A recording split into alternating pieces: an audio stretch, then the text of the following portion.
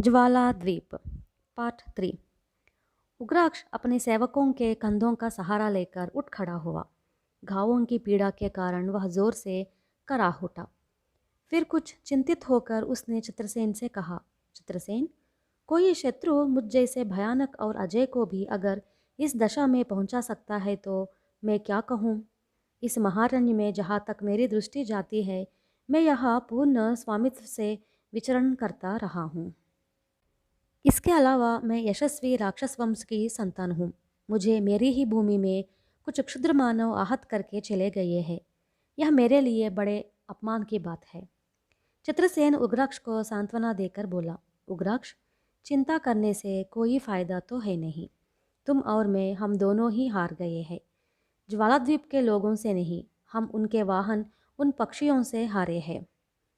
इस समय हमारे पास जो हथियार है वे उन पक्षियों का सामना करने के लिए उपयुक्त नहीं है। उनका घात करने के लिए हमें कोई दूसरा रास्ता ढूंढना होगा। चित्रसेन, तुम्हारा अनोखा महल, मेरा किला और जंगल का यह राज, सब कुछ उनके हाथों में चला जाएगा, उग्राक्ष ने निराश होकर कहा। चित्रसेन को इस बात पर थोड़ा आश्चर्य भी हुआ कि एक इतना बलवान और भयानक राक्षस साधारण मानव प्राणी की भांति भयभीत हो रहा है। उसे उग्राक्ष पर दया आ गई। चित्रसेन ने पूछा, उग्राक्ष, क्या तुम्हारे मन में यह शंका है कि ज्वालाद्वीप के लोग हमारे राज्यों पर अधिकार करने की कोशिश कर रहे हैं? ऐसा ना होता तो वे हम पर ये रोज हमले क्यों करते? उग्राक्ष ने उल्टा सवाल किया। यही बात तो मेरी समझ में नहीं आ रही है उग्राक्ष। पर मैं ऐसा नहीं मानता कि वे हमारे गांवों से इक्के दुक्के आदमी को उठा ले जाने के लिए यहाँ आते हैं, चित्रसेन ने कहा। उन दुष्टों में से अगर एक और व्यक्ति जीवित हमारे हाथ लग जाए तो मैं उसके मुंह से सच्ची बात निकलवा सकता हूँ। एक कमबख्त हाथ भी लगा तो मुंह खोलने से पहले ही मर गया। उग्राक्ष अपने दांत पीसने लगा। कभी न कभी उन दुष्टों में से कुछ लोग हमारे हाथ अवश्य ही लग जाएंगे। उस दिन हमें इन लोगों का वास्तविक रहस्य ज्ञात हो जाएगा। पर यह ज्वालाद्वीप है कहाँ? ये भयानक पक्षी उनके अधीन कैसे हो गए? उन पक्षियों को वाहन बनाकर हमारे राज्य में प्रवेश करना, मनुष्यों को अपहरण करना, इसके पीछे कैसा रहस्य है? इन सब बातों को हमें सबसे पहले मालूम कर लेना चाहिए। यह कहकर चित्रसेन ने उग्राक्ष से विदा ली, पर वहाँ से निकलने के पूर्व फिर कहा, उग्राक्ष, तुम घावों के भरने तक आराम करो। किले की रक्षा के लिए यह ज़रूरी है कि उसे और मजबूत कर लिया जाए। मैं भी बहुत सतर्क रहूँगा। अच्छा, अब मैं चलता हूँ। चित्रसेन अपने अनुचरों के साथ आगे बढ़ा। चित्रसेन, तुम यह बात किसी से मत कहना कि मैं इतनी दीन अवस्था में हूँ। मैं तुम्हारे परिजनों की दृष्टि में एक साधारण मनुष्य से भी गया बीता हो गया हूँ, उग्राक्ष ने पीछे से चिल्लाकर कहा। उग्राक्ष की बातों पर चित्रसेन को हंसी आ गई। अभी वह कुछ कदम ही बढ़ा था कि सेनापति महाराज कहकर सामने आ गया। क्या समाचार है सेनापति? चित्रसेन ने पूछा। महाराज, ज्वालाद्वीप वासियों का सामना करने के लिए हमें उग्राक्ष और उसके वीरों की मदद लेनी होगी। न जाने कब वे लोग भारी दल के साथ हम पर हमला कर बैठे। सेनापति ने शंका प्रकट की। सेनापति की बात सुनकर चित्रसेन को क्रोध तो बहुत आया, पर अपने पर नियंत्रण रखकर बोला, सेनापति, क्या आप चाहते हैं कि हम अपने राज्य की रक्षा के लिए यहाँ से राक्षस दल को बांध कर ले जाए? यह कभी नहीं हो सकता। अगर मैं अपने राज्य की और प्रजा की रक्षा स्वयं नहीं कर सकता तो इससे तो बेहतर है कि मैं अपना राजपद ही त्याग दूं। चित्रसेन का उत्तर सुनकर सेनापति सहम गया। इसके बाद चित्रसेन अपने परिवार के साथ वन में कुछ दूर आगे बढ़ा। तभी उसे पीछे से शोरगुल सुनाई दिया। चित्रसेन ने चकित होकर पीछे देखा।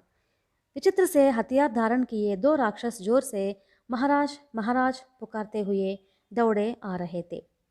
चित्रसेन रुक गया। सेनापति ने कहा, महाराज, ज्वालाद्वीपवासी कहीं फिर से हम पर हमला करने तो नहीं आ रहे हैं? चित्रसेन ने पूरब की दिशा में दृष्टि डालकर कहा, अभी सूर्योदय होने वाला है। जहाँ तक मैं जानता हूँ, ज्वालाद्वीप के लोग कभी भी दिन के उजाले में नहीं आते हैं। तब तक वे दोनों राक्षस हांफते हुए आ पहुँचे और चित्रसेन से बोले, महाराज, हमारे राक्षस राज उग्राक्ष ने हमें आदेश दिया है कि हम आपको अभी उनके पास बुला ले जाए। वे इस वक्त कुंभी टीले के पास है। एकदम से इतनी ज़रूरत क्या आ पड़ी? चित्रसेन ने पूछा। भयानक पक्षियों पर सवार होकर आने वाले ज्वालाद्वीपवासियों में से एक आदमी हमारे हाथों में आ गया है, इसलिए राक्षस राज ने आपको बुला लाने का आदेश दिया है। राक्षसों ने कहा। अरे, इतनी छोटी सी बात के लिए तुम्हें दौड़कर आने की क्या ज़रूरत थी? जो बंदी बन गया है वह क्या भाग थोड़े ही जाएगा? यह कहकर चित्रसेन राक्षसों के साथ निकल पड़ा। महाराज, वह पेड़ से उतरकर आने से इनकार कर रहा है। आपके आने पर ही बात बन सकती है, एक राक्षस ने कहा। चित्रसेन ने सोचा कि ये दोनों राक्षस शराब के नशे में चूर है। दुश्मन अगर अकेला हमारे कब्जे में आ जाता है तो पेड़ से उतरकर आना या ना आना उसके हाथ में नहीं होता। आधे घंटे में चित्रसेन अपने अनुचरों के साथ कुंभी टीले के पास पहुंचा। उसने देखा, इस टीले के समीपवर्ती गांव वाले और कुछ राक्षस एक महावृक्ष के चारों तरफ खड़े हुए हैं। उन सबके बीच उग्राक्ष खड़ा है। सबकी आंखें पेड़ पर लगी हुई थी।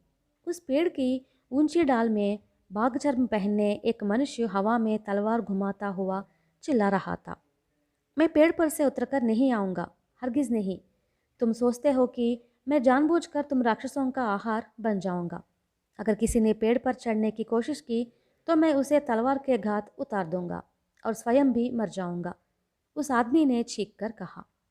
चित्रसेन ने उग्राक्ष के पास जाकर पूछा, उग्राक्ष, यह कैसा शोर शराबा है? चित्रसेन की आवाज़ सुनकर उग्राक्ष चौंक पड़ा और बोला, चित्रसेन, अच्छा हुआ तुम आ गए। देखो, ज्वालाद्वीप का यह दुष्ट आदमी पेड़ पर बैठा हुआ है। रात जो लड़ाई हुई उसमें यह बचकर भाग निकला और अब हमारे हाथों में पड़ गया है। ऐसा लगता है कि हम इसे जीवित नहीं पकड़ पाएंगे। इसे डर है कि हम इसे भून कर खा डालेंगे। तुम इसे प्राणों का अभयदान देकर नीचे उतार लो। इसके द्वारा हमें अनेक रहस्य ज्ञात हो सकते हैं।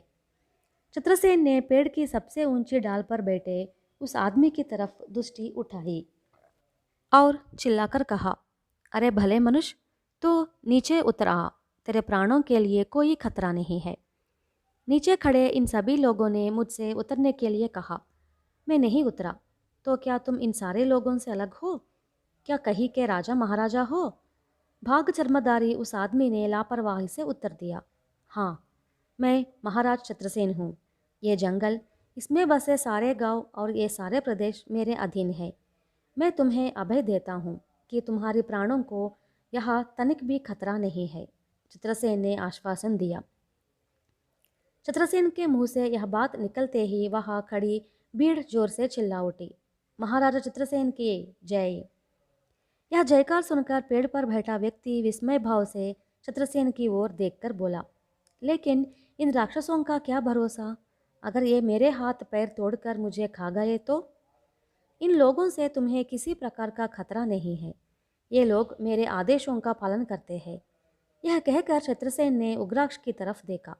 उग्राक्ष ने अपने सेवकों को संकेत किया और वे सब जोर से चिल्ला उठे, महानायक चित्रसेन की जय। उग्राक्ष ने भी सिर झुकाकर चित्रसेन को प्रणाम करने का अभिनय किया।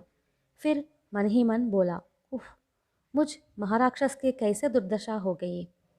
महाराज, आपने मुझे अभयदान दिया, इसलिए मैं पेड़ से उतरकर नीचे आ रहा हूँ। यह कहकर भाग चर्मधारी वह आदमी नीचे उतर आया। तुम्हें किसी बात का डर नहीं है।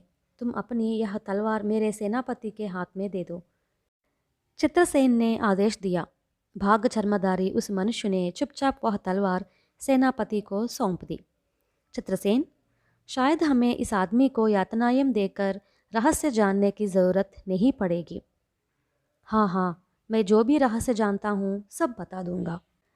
ज्वालाद्वीप के वे दुष्ट लोग मुझे हम सब दोस्त हैं कहकर यहाँ ले आए। जब विपदा आई तो वे मुझे यही छोड़कर उन बदमाश पक्षियों पर सवार होकर भाग गए। मेरा अंदाज़ा है कि वे अब तक पूर्वी सागर में स्थित ज्वालाद्वीप में पहुंच गए होंगे। उस आदमी ने कहा, क्या तुम ज्वालाद्वीप के निवासी नहीं हो? चित्रसेन ने चकित होकर पूछा। अगर मैं उस द्वीप का निवासी होता तो तुम लोगों के साथ न आता। मैं ज्वालाद्वीपवासियों के मददगार कपिलपुर के महाराजा नागवर्मा की सेना में काम करता हूँ। मेरा नाम अमरपाल है, उस आदमी ने कहा। नागवर्मा का नाम सुनकर उग्राक्ष चौंक पड़ा। उसने पूछा, नागवर्मा तो सेनापति था, वह कपिलपुर का राजा कब बन गया? राजा वीरसिंह का क्या हाल है? वीरसिंह महाराज शायद ज्वालाद्वीप में बंदी है। उनका राज्य का अपहरण करना ही नहीं, बल्कि उनकी बेटी कांतिमती से भी शादी करने के लिए यह नागवर्मा प्रयत्न कर रहा है। इतना ही नहीं, वह ज्वालाद्वीपवासियों की सहायता से आसपास के राज्यों पर विजय पाकर चक्रवर्ती बनना चाहता है, अमरपाल ने कहा। चित्रसेन को अपने राज्य के सरहद के राजाओं के बारे में कुछ भी पता नहीं। अमरपाल के कहे अनुसार अब तक सरहद के किसी न किसी दुष्ट से ज्वालाद्वीपवासियों ने मैत्री बना दी। अमरपाल जो कह रहा है वो सच है या इसमें कुछ धोखा छिपा हुआ है? चित्रसेन ऐसा सोच रहा था। इतने में दूर से घोड़ों के दौड़ने का आवाज़ आई। देखते ही उसकी मंत्री और 4 सैनिक वहाँ आए। मंत्री सीधा चित्र के पास आया और कहा, महाराज, धवलगिरी से आपके पिताजी ने वर्तमान भेजा है। नागवर्मा नामक एक राजद्रोही ने सैनिक के साथ धवलगिरी पर हमला कर रहा है। आपसे सैनिक सहायता चाहिए। चित्रसेना उसकी सेनापति को देखा और कहा, तुम हमारे सैनिकों में से आधे लोगों को लेकर धवलगिरी पहुँचो। जो आज्ञा महाराज, कहकर सेनाध्यक्ष वहाँ से निकल पड़ा। इस नागवर्मा के साथ कहीं भयंकर पक्षियों पर चढ़े हुए उस ज्वालाद्वीपवासी भी हो सकता है क्या? उग्राक्ष ने अमरपाल से पूछा। अमरपाल कुछ उत्तर देने ही वाला था, रुककर सबकी ओर देखकर आसमान की ओर सर उठाया। अमरपाल को यूं अचानक मौन हो जाना और आसमान की तरफ ताकना चित्रसेन को आश्चर्यजनक लगा। उग्राक्ष को अमरपाल की यह हरकत बिल्कुल पसंद नहीं आई। वह क्रोध से लाल उठा, अपनी गदा को ऊपर हवा में ललहाकर बोला, अरे बता, क्या तेरा दिमाग फिर गया है? तेरी इस बीमारी की दवा मेरे पास है। क्या तू चाहता है कि मैं अपनी गदा से तेरी यह बीमारी ठीक कर दूं? उग्राक्ष के तेवर से अमरपाल थोड़ा भी विचलित नहीं हुआ। उसने मुस्कुराकर उग्राक्ष की तरफ देखा और बोला, मेरी मृत्यु के बाद तुम्हारी मृत्यु में अधिक समय ना लगेगा। नागवर्मा को तो तुम जानते हो ना, जिसने कपिलपुर पर कब्जा कर रखा है। उसकी सहायता करने वाले ज्वालाद्वीपवासियों तथा उनके भयंकर पक्षियों ने तुम्हारी देह पर जो अमिट निशान छोड़े हैं वे अभी हरे ही हैं। तुम उनके बारे में मत भूलो। उग्राक्ष समझ गया कि उसके घावों पर बंदी पट्टियों को देखकर अमरपाल उस पर व्यंग कर रहा है। वह क्रोध से कांपने लगा और अपनी पाषाणी गदा उठाकर उसका सिर फोड़ देने के लिए आगे बढ़ा। चित्रसेन झपट कर उग्राक्ष तथा अमरपाल के बीच जा खड़ा हुआ और आदेश के स्वर में बोला, उग्राक्ष, रुक जाओ। यह साधारण नर मानव मुझ राक्षस राज का मजाक उड़ाने की दुष्टता करता है। यह कहकर उसने अपने जबाड़े खोले। मानवों के प्रति तुम इतनी हल्की धारणा मत रखो उग्राक्ष। मुझे पूर्ण विश्वास है कि यह व्यक्ति हमारी सहायता करेगा। अगर ऐसा ना हुआ तो फिर तुम इसको अपनी इच्छानुसार सताना, चित्रसेन ने कहा। चित्रसेन के मुंह से यह बात सुनकर अमरपाल थर थर कांप उठा और बोला, महाराज, यह तो मेरे प्रति बहुत बड़ा अन्याय है। आपने मेरे प्राणों की रक्षा का वचन दिया है। आपकी बात का विश्वास करके ही मैं पेड़ पर से उतरा हूँ, वरना मैं इन राक्षसों के हाथों में पड़ने की अपेक्षा वहीं पर आत्महत्या करता। यह सच है कि मैंने तुम्हें प्राणों की रक्षा का वचन दिया है, पर इसका यह मतलब नहीं कि तुम मेरे प्रश्नों का सही उत्तर न दो और आसमान की तरफ ताककर अपनी अर्धहीन चेष्टाओं से हमें मूर्ख बनाने का प्रयत्न करो। अगर तुमने सब सच सच ना बताया तो मुझे भी अपने वचन का पालन करने की ज़रूरत नहीं है। चित्रसेन ने कठोर स्वर में उत्तर दिया, महाराज, मुझे क्षमा कर दीजिए। मैं इस क्षण से आपका सेवक हूँ। राजद्रोही बने नागवर्मा के प्रति मेरे मन में किसी प्रकार का आधार भाव नहीं है, लेकिन मैं नागवर्मा से डरता हूँ। इसी भय के कारण मैं उसके दल में शामिल हो गया था। अमरपाल ने गिड़गिड़ाकर उत्तर दिया, अगर ऐसा है तो सारी बातें सच सच बता दो। धवलगिरी पर नागवर्मा ने हमला बोल दिया है। क्या उसके सैनिकों के साथ भयंकर पक्षियों वाले ज्वालाद्वीपवासी भी हैं? चित्रसेन ने पूछा। बहुत संभव है, पर मैं निश्चित रूप से कुछ नहीं कह सकता। कपिलपुर से लगे एक जंगल में लगभग 100 की संख्या में ये भयंकर पक्षी भाग चरमदारी अपने सवारों के साथ रहते हैं। यह जंगल ही इनका अड्डा है। नागवर्मा ने अपनी प्रजा के कुछ लोगों को ज्वालाद्वीप वासियों को दे दिया है। वे गुलाम बनकर उन दुष्टों की सेवा करते हैं। इसलिए ज्वालाद्वीप वासी भी नागवर्मा को इस प्रकार की मदद दे रहे हैं। अमरपाल ने कहा, क्या उन भयंकर पक्षियों का संहार करने का कोई उपाय है? उग्राक्ष ने अपने घावों पर बंधी पट्टियों पर हाथ रखकर पूछा। क्यों नहीं, ज़रूर है। उनकी चोंच तथा नाखूनों से बचा जा सके तो उनकी गर्दन को तलवार से टुकड़े टुकड़े किया जा सकता है। उनकी गर्दन अन्य पक्षियों की गर्दन के समान ही नाजुक होती है। अमरपाल ने कहा। हा हा हा। रुद्राक्ष जोर से ठटकर हंस पड़ा, फिर तलवार टोक कर बोला, इस बारे वे दुष्ट दिखाई पड़े तो मैं उन्हें मजा चखाऊंगा। इस बीच कुछ राक्षस एवं साधारण प्रजा के लोग हाहाकार करते हुए महानायक महाराज चिल्लाते हुए वहां आए। प्राणों के भय से चीत्कार करने वाले पास आए राक्षसों तथा प्रजाजनों को देखकर चित्रसेन ने अनुमान लगाया कि फिर से कोई बड़े खतरे की बात हो गई है। महाराज, जटाओं वाले बरगद के पास हम लोग अपने पशुओं को चरा रहे थे कि तभी भयानक पक्षी और उन पर सवार भाग चर्मदारी लोग अचानक हम पर टूट पड़े। वे पशुओं और मनुष्यों को भी उठा ले जा रहे हैं। हम कुछ लोग उनकी आंखों से बचकर भाग गए हैं, सबने कांपती आवाज़ में कहा। रुद्राक्ष से भी राक्षसों ने अलग से यही शिकायत की।